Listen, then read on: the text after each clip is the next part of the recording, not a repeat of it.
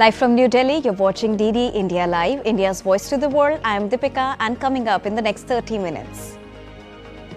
India's Prime Minister Narendra Modi is all set to participate in Viksit Bharat Young Leaders Dialogue 2025 in New Delhi today to celebrate National Youth Day. Israel's top negotiators to visit Qatar for hostage talks. Trump's Middle East envoy meets Netanyahu amid ceasefire push.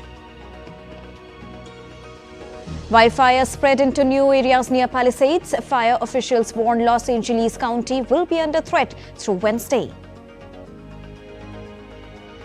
And in sports, year's first Grand Slam tennis tournament kicks off in Melbourne. Sabalenka and India's Sumit Nagal in action on the opening day.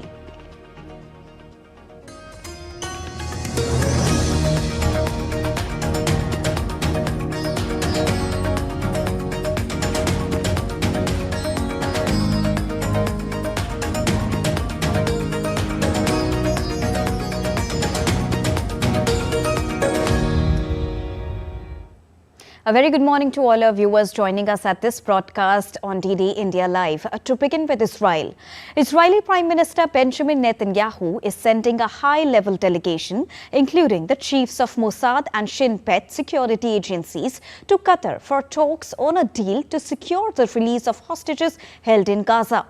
The announcement comes after the US President-elect Donald Trump's Middle East envoy, Steve Witkoff, traveled to Israel to meet Netanyahu as part of diplomatic efforts to secure ceasefire in Gaza. On Friday, Steve Witkoff met the Qatari Prime Minister Sheikh Mohammed bin Abdul Rahman Al Thani to discuss the latest developments in the region, especially the efforts aimed at reaching a ceasefire in the Gaza Strip. Meanwhile, the Israeli military said 4 of its soldiers have been killed in a conflict in northern Gaza. 5 others were also injured, with 2 reported in critical condition. Now, Syria's new leader, Ahmed al-Shara, had a telephonic conversation with Lebanon's new president, Joseph Aoun, on Sunday and congratulated him for assuming the presidency. Lebanese lawmakers elected the country's army chief, Joseph, as the president on Thursday, ending more than 2 years of vacancy. Meanwhile, Lebanon's Prime Minister Najib Mikati was in Damascus on Saturday in a first such visit since 2011, that is before the civil war. During his visit, Prime Minister Mikati met Syria's new leader Ahmed al-Shara. The neighboring countries are seeking better relations. Lebanese Prime Minister and Syria's new ruler pledged firm long-term ties between the two countries. He also said that drawing land and sea borders with Syria is a priority, but recognized that the process will take some time. We give a chance to ourselves and the Lebanese people to build a positive relationship in the coming phase based on mutual respect between both the countries and the sovereignty of Lebanon and Syria. Syria will be neutral towards all the Lebanese people and will try to solve all problems through dialogue. Syria is the natural gateway for Lebanon to the Arab world, and as long as Syria is fine, Lebanon will be fine too. It is our duty to develop these relations on the basis of mutual respect, equality and the national sovereignty of both countries, as well as to work to prevent any action that could harm this relationship or threaten the security and absolute sovereignty of the two countries over their territories. Now, Ukraine claims to have captured 2 North Korean soldiers while fighting for Moscow in Russia's Kursk region. It said the North Koreans had been transferred to Kyiv for questioning with the help of South Korea's NIS intelligence agency. The Ukraine Security Service, SBU, said one of the soldiers had been captured with a Russian military document with the name of another person registered in Russia, while other did not have any documents. Kyiv, the United States and South Korea have accused nuclear-armed North Korea of sending more than 10,000 soldiers to help its ally Russia fight Ukraine. Now, it is the first time that Ukraine has announced the capture of North Korean soldiers alive since their entry into the war last autumn. Meanwhile, Russia claims to have gained control of the settlement of Shevchenko near the logistical center of Pokrovsk, that is, its key Russian target in its advance through Ukraine's eastern Donetsk region. The report by Russia's defense ministry also said that its troops launched strikes carried out by aircraft, drones and missiles on Ukrainian military airfields and energy infrastructure that service its army. Russian forces have been steadily advancing westward in the Donetsk region for several months, recording their fastest progress since the Kremlin launched its full-scale operation in Ukraine in February 2022. Russia's military announced the capture of Kharkov earlier this week. The Sudanese military and its allies have recaptured a key city in Sudan, chasing out a paramilitary group that the United States accused last week of genocide. The recapture of Wad Madani, the capital of Jazeera province, took place more than a year after it fell to the rapid support forces. Wad Madani had previously been a haven for displaced families in the early months of the war. The army also on Saturday continued its operation on the city of Bahari, part of the greater capital, where it has also made advances in recent months. The conflict in Sudan started in April 2023, which has killed more than 28,000 people, forced millions to flee their homes and left some of the families eating grass in a desperate attempt to survive as famine hit parts of the country. Venezuelan army has condemned new sanctions that the US, Britain and the European Union imposed on Saturday when the country sworn in the President Nicolas Maduro for a third term. Now, head of the Strategic Operational Command of the National Armed Forces of Venezuela, General Domingo Hernandez Lares, called the sanctions a desperate action outside the rule of international law.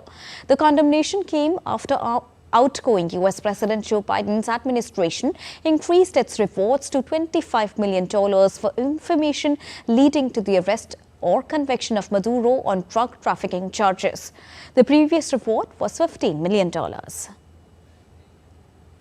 Now, Germany will vote for an early election on the 23rd of February as President announced the dissolution of the lower house of the parliament. This came after Chancellor Olaf Scholz lost a confidence vote in December. Immigration and the poor state of the economy are the top issues for German voters. While the majority of 600 delegates at the conference for the centre-left Social Democratic Party in Berlin officially confirmed Chancellor Olaf Scholz as the party's top candidate in Germany's upcoming parliamentary election. The 66-year-old Scholz governing coalition of the SPD, Greens and neoliberal Free Democrats FDP failed dramatically at the end of 2024. In his speech, the Chancellor emphasized that the upcoming election was fundamental for the direction of future of Germany. The next 4 years will be crucial. What we need now is clarity. What we need now is level-headedness. And we need experience so that our country can get through this difficult time in one piece. In other words, this is not time for a big talk. This is not the time for old age recipes. This is not the time for politics at the expense of ordinary people. Or to put it briefly, this is not the time for CSU or CDU in Germany. Now, Germany's Christian Democratic Union (CDU) party leader Friedrich Merz criticized Chancellor Olaf Scholz at a party convention in Hamburg on Saturday for his strategy for dealing with future US President Donald Trump. Now, Merz said it was important to be united at a European level in order to become as strong as possible. Now, this would also apply to Trump's demand that NATO allies increase their defense spending to 5% of their economic output.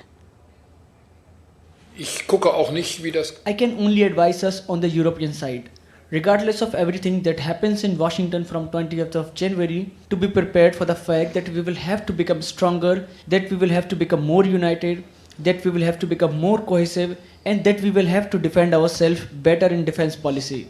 Regardless of whether the figure being discussed is 2%, 3%, 5% or 10%, we must be able to defend ourselves. Meanwhile, Germany's far-right AfD nominated co-leader Alice Weidel as their chancellor candidate. The party meeting in the eastern German city of Riese on Saturday was streamed live on Elon Musk's platform X. In Weidel's speech after her official nomination at the party Congress, she vowed to close the borders, end the energy transition and abandon European Union climate policy, called for longer operating times for coal-fired power plants and the reopening of Nord Stream. The AFT comes second at 21.5% in a recent INSA poll ahead of the February 23 election, with the CDU in the lead. Now, protesters braved freezing temperatures to demand South Korean President Yoon Suk-yeol's arrest. There are others who are protesting to keep him in the office. As the nation stands divided, Yoon remains in the presidential palace protected by the presidential security, while the nation awaits the decision of the Constitutional Court, which will decide whether to permanently remove or reinstate him in the office. Mihir Maikuri provides us with a status check.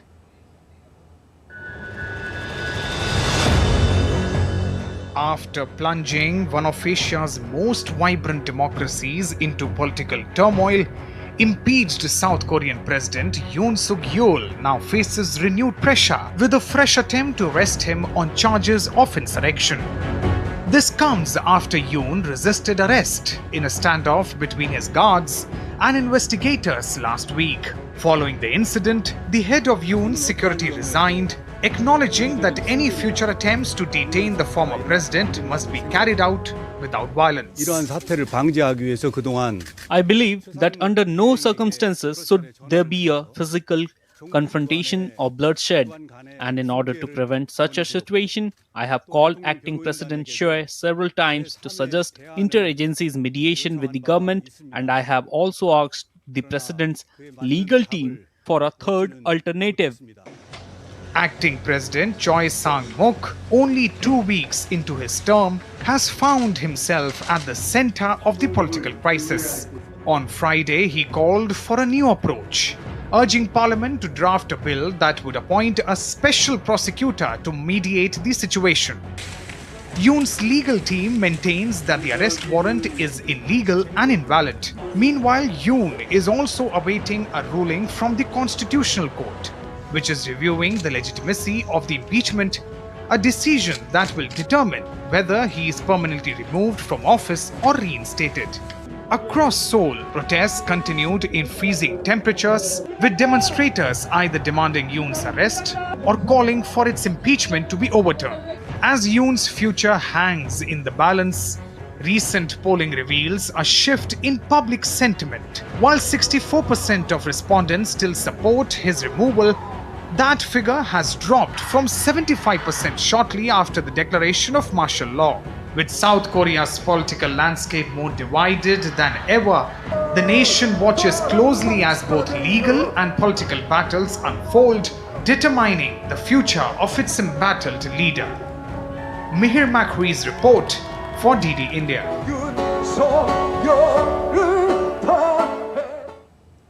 Japan is covered under a heavy blanket of snow accumulating major regions, becoming a reason for disruption. Heavy snow along the sea continues to be wild. More than double the usual amount has accumulated in some of the regions. Aga town, Niigata Prefecture, recorded 81 centimeters of snow on Saturday. The snow also disrupted bullet train operations and forced the closure of some sections of expressways and national roads in Japan. Now, the Palisades wildfire in Los Angeles expanded into an additional 1,000 acres overnight, spreading into the Mandeville Canyon neighborhood, posing a new threat as the authorities command evacuation. On Saturday, smoke could be seen from a stretch of the 72-mile-long freeway, where the conditions are expected to worsen over the next 72 hours, further stroking the place. 6 simultaneous blazes that have ripped across Los Angeles County neighborhoods since Tuesday have killed at least 11 people, damaging or destroying 10,000 structures. At least 13 people are estimated to be missing so far. Evacuation orders throughout the Los Angeles area now cover 153,000 residents, putting 57,000 structures at risk. Elevated critical fire weather conditions are predicted to begin this evening and continue through Wednesday. Moderate to locally strong Santa Ana winds will affect Los Angeles County today and tomorrow, and again Monday through Wednesday. The Los Angeles County Fire Department will be prepared. These winds, combined with low humidities and low fuel moistures, will keep the fire threat in Los Angeles County high. Now let's take a look at other stories making news around the world. In France, at least 20 people were injured after two trams collided in Strasbourg. The accident occurred in a tunnel when one tram switched tracks and collided with a stationary tram at the central station. Around 50 people are in a state of relative emergency. The Hong Kong government has ordered the culling of all pigs in a farm in Yuen Long after samples collected that tested positive for the African swine fever virus. The pig farm in Wong Nai Thun, affected by the virus, has already been closed. The virus causes a hemorrhagic fever with high mortality rates in domestic pigs. In Bolivia, indigenous communities and the officials celebrated the day of coca leaf tradition on Saturday. Coca leaf, a huge part of the Bolivian culture and significantly a dear economical potential. Bolivian president advocated for the declassification of the coca leaf to enable its global export, emphasizing its traditional and industrial uses. We are heading for a short break, but still to come on DD India Live. Up next, we'll get you the latest updates on the grand preparations of Mahakumbh 2025 in UP. India celebrates National Youth Day with an aim to empower young individuals. And Mohammad Shami returns to India's squad for upcoming India vs England T20I series.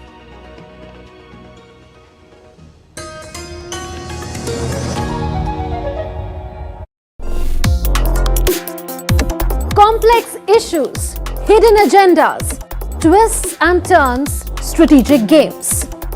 We think all dots are linked, we just need to connect them. Join me every week as I connect the dots to unravel hidden designs in statecraft, mysteries and decode issues that matter to you. Watch Connecting the Dots with me at these times on DD India.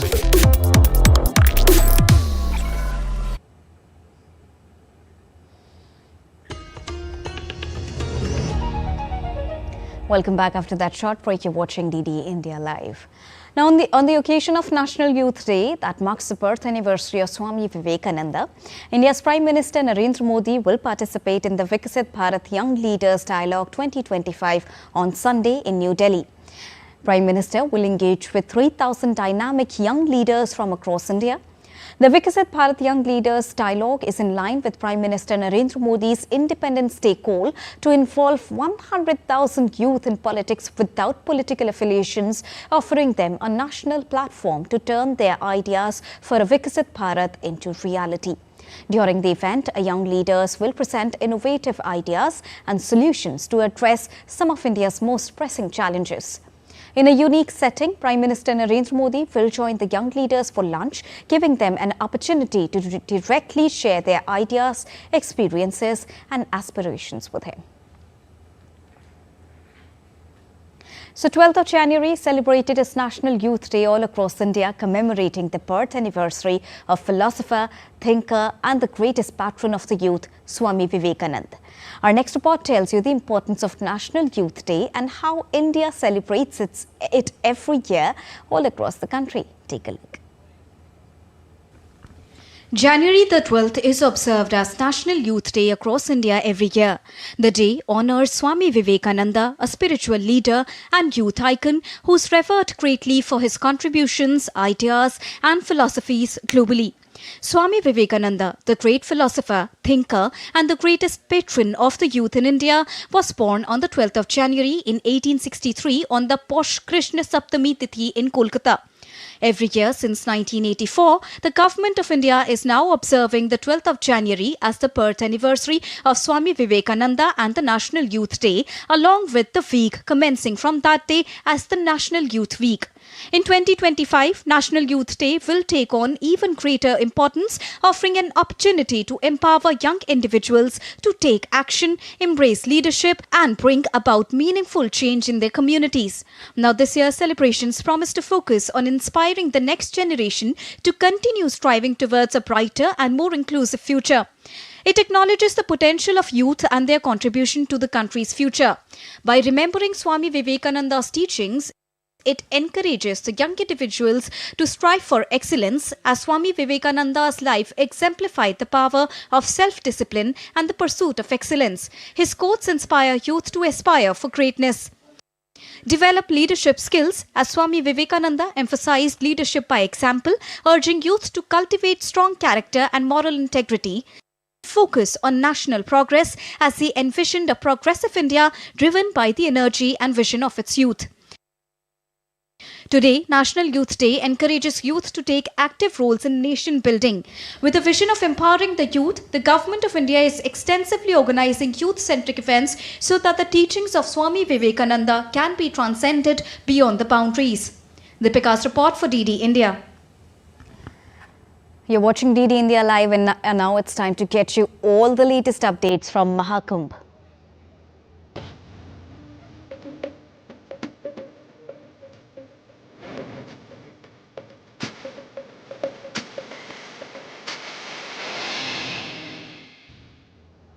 The preparations for Mahakumbh are in full swing in India's northern state of Uttar Pradesh, and Prayagraj is leaving no stone unturned to ensure a clean, safe and spiritual experience for millions of pilgrims.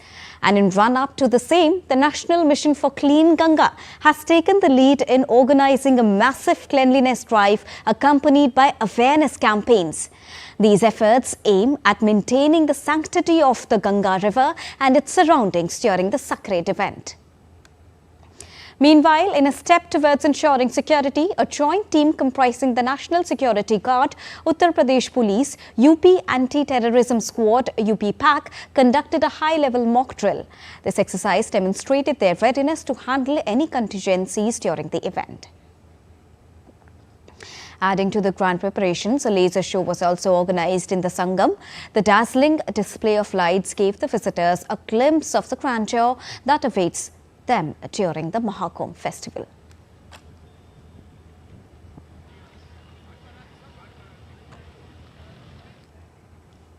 The holy city of Prayagraj is all teched up to host Mahakumbh festival, and interestingly, India's Unified Payments Interface, or the UPI, is playing a key role in streamlining transactions at the mega Mahakumbh festival, enhancing both convenience and security for millions of devotees when it comes to seamless transactions. DD India's correspondent Siddharth Bharadwaj gives us the latest details on how technology is taking its shape at the Festival of Devotion in UP. Take a look. I'm at Mahakumbh 2025, the largest religious gathering on earth, where around 450 to 500 million people are expected to participate. This is a place where tradition meets technology. For example, UPI. The way UPI has transformed the lives of people is truly incredible. And here at Mahakumbh 2025, it is creating waves. With over 450 million people expected to attend, the need for seamless transactions has never been more crucial. UPI is enabling devotees to make payments swiftly and securely with just a tap of their phones. With its ease of use, UPI is providing a faster and safer way to transact, reducing the need for physical cash and helping maintain smoother crowd flow at this massive event. Whether it's buying food, offerings or souvenirs, the UPI allows pilgrims to make quick and cashless payments. Just a tap on the phone and you're done. जब से UPI start हुआ है तो तब से customer और vendors के बीच में जो रिलेशन है बहुत अच्छा हो चुका है. कोई किसी प्रकार की धोखाधड़ी नहीं होती है. यूपीआई के थ्रू हम लोग अपना पेमेंट कर लेते हैं. हमको ज़्यादा सुविधाजनक भी महसूस हो रहा है, इससे सेफ भी महसूस हो रहा है. कैश लेकर नहीं चलना पड़ रहा है. It is also simplifying payments for vendors, making it easier for them to handle the volume of transactions while keeping their operations smooth and transparent. See, it is this simple. In this sea of millions, UPI ensures that technology becomes a bridge, making the Mahakumbh 2025 experience not just spiritual, but also seamlessly connected with the digital age. With camera person Rakesh Kumar, this is Siddharth Bharadwaj reporting for DD India in Prayagraj. Moving on now, an update on the SpaceX mission. The Indian Space Research Organization informed that a trial attempt to reach up to 15 meters and further to 3 meters was done, moving back spacecrafts to space distance, adding that the docking process will be done after analyzing the data further. Earlier, in a post on social media platform X, the space agency said that SpaceX satellites were holding position at 15 meters, capturing stunning photos and videos of each other. On to sports now, to begin with tennis. As the year's first major Grand Slam, the Australian Open kicked off at Melbourne Park on Sunday. Defending champions Jannik Sinner and Aryna Sabalenka are aiming to retain their titles. On the opening day, Finland's Otto Virtanen faces France's Arthur Fils in men's singles category, while in women's singles category, Romania's Anca Todny takes on China's Zheng. World number 1 Aryna Sabalenka will also begin her title defence on the opening day against Lone Stephens. India's Sumit Nagal, on the other hand, will start his campaign against 26 seed Thomas Mekhak. Other stars like Paula Badosa and Kei Nishikori will also be in action, as the opening day promises to deliver some thrilling contests. In cricket, Team India has announced their squad for T20I series against England starting the 22nd of January. Suryakumar Yadav will continue to lead the side, while pacer Mohammad Shami is set to make a return to international cricket following a prolonged break due to injury. Spin bowling all-rounder Akshar Patel has been named as the vice-captain. The 15-member squad also features 2 wicket batters, Sanju Samson and Dhruv Jurel. Young upstart Nitish Kumar Reddy is also included in the squad. The first game of the 5-match series will take place in the Eden Gardens at Kolkata. And that's all for this edition of DD India Live. But do let us know your thoughts on the news of the day. For those on the go, you can get all the latest news and updates from India and across the world on the DD India mobile app. The app is available on both Android and iOS platforms. Scan the QR code on the screen to download it right now. We'll be back with more news as it breaks here on DD India. I am Deepika, and from all of us here in New Delhi, thank you so much for joining us this morning. Namaskar.